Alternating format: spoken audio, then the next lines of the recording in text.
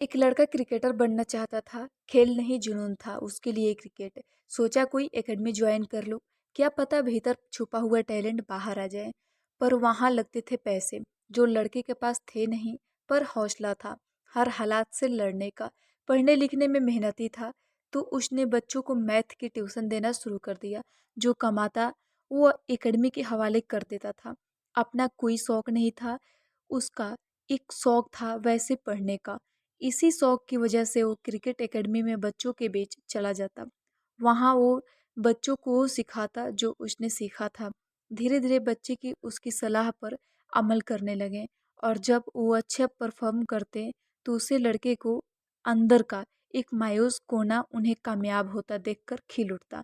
कुछ वक्त गुजरने के बाद उस लड़के को समझ आया कि मेरा प्यार तो क्रिकेट है, पर मुझे कामयाब होने से ज़्यादा खुशी किसी को कामयाब होते हुए देखकर होती है। फिर कुछ सोचकर उसने फैसला किया कि मैं कोचिंग के लिए ज़रूरी सारी चीज़ें सीखूंगा।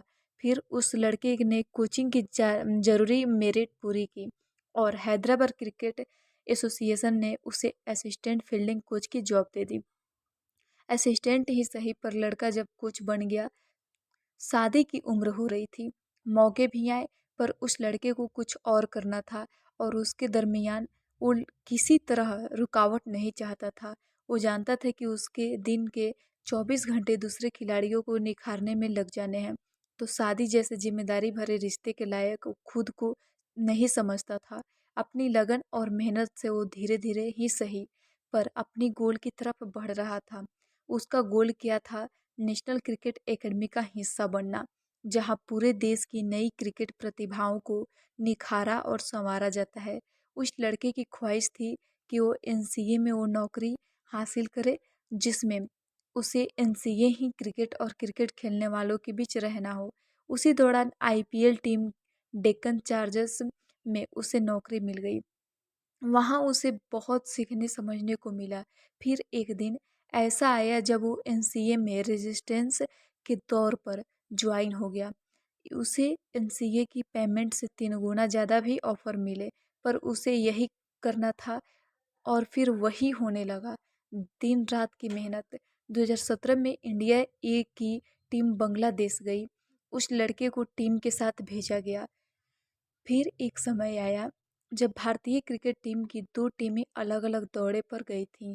तो एक टीम का फील्डिंग कोच उसे नियुक्त किया गया। उस वहाँ उसकी मुलाकात राहुल द्रविड़ से हुई।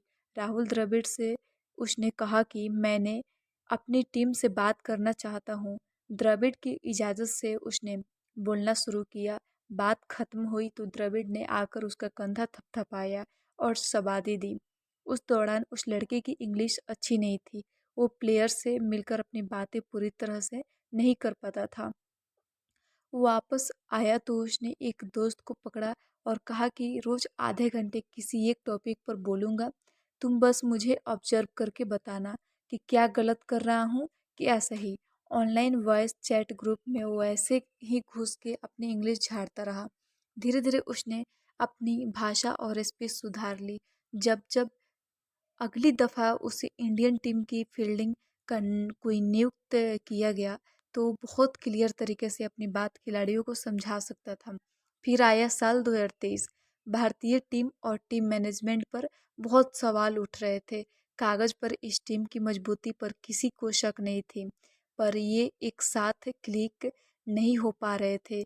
उस लड़के को लगा कि कुछ तो किया जाना चाहिए, जिससे टीम की अलग अलग मोतियों को एक धागे में पिरोकर जीत की माला बनाई जाए। उसने एक नया ट्रेडिशन शुरू किया, बेस्ट फील्डिंग के लिए मेडल देने का। इससे मैदान के अंदर और मैदान के बाहर एक स्वस्थ प्रतिस्पर्धा शुरू हुई। खिलाड़ियों में जिसका असर उनकी परफॉर्मेंस में आया।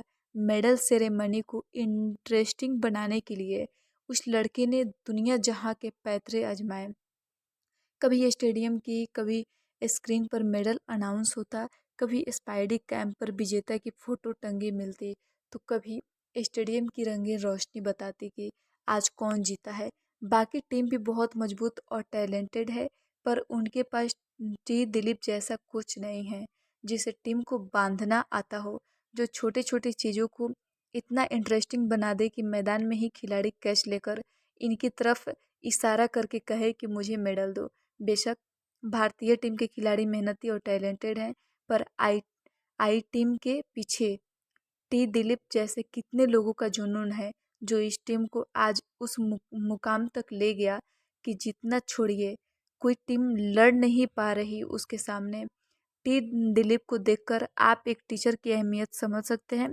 दिलीप के नाम कोई रिकॉर्ड नहीं है, ना ही वो फर्स्ट क्लास का बहुत बड़ा नाम है, पर दूसरों की कामयाबी से खुशी होने की आदत ही उन्हें दुनिया की सभी कोच से अलग करती है।